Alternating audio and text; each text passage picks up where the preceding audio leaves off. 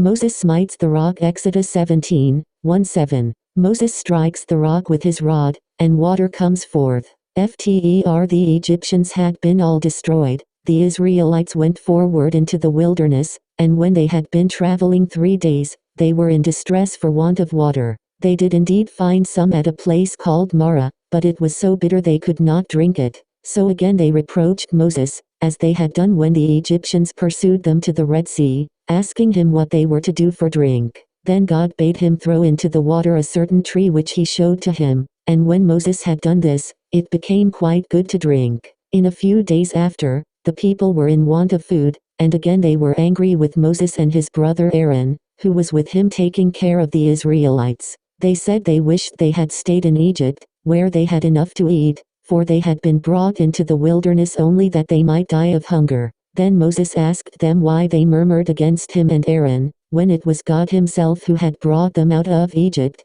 Their murmuring was really against God, and yet, though he was displeased at their conduct, he would supply them with food, that they might know that he was indeed their God. So, in the evening, great flocks of quail came about the camp for the Israelites to eat, and in the morning, when the dew was dried up from the ground, there lay upon it a small round thing, like coriander seeds. The people did not know what it was, but Moses told them that was bread that God had sent them. There it was, fresh every morning, except on the 7th day, which God had in the beginning made a day of rest. On that day he would not have them gather it, giving them twice as much on the 6th day, that they might have enough for the 7th.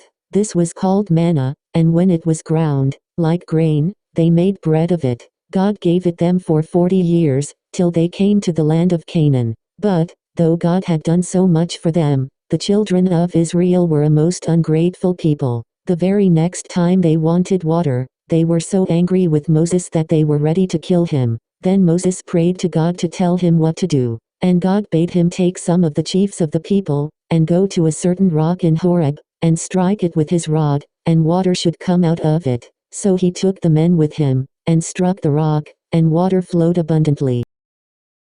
Exodus chapter 17. And all the congregation of the children of Israel journeyed from the wilderness of Sin after their journeys according to the commandment of the Lord, and pitched in Rephidim, and there was no water for the people to drink. Wherefore the people did chide with Moses, and said, Give us water that we may drink. And Moses said unto them, Why chide ye with me? Wherefore do ye tempt the Lord? And the people thirsted there for water, and the people murmured against Moses, and said, Wherefore is this that thou hast brought us up out of Egypt, to kill us and our children and our cattle with thirst? And Moses cried unto the Lord, saying, What shall I do unto this people? They be almost ready to stone me.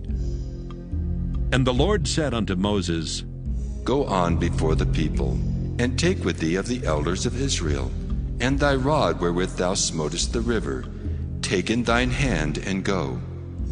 Behold, I will stand before thee there upon the rock in Horeb, and thou shalt smite the rock, and there shall come water out of it that the people may drink.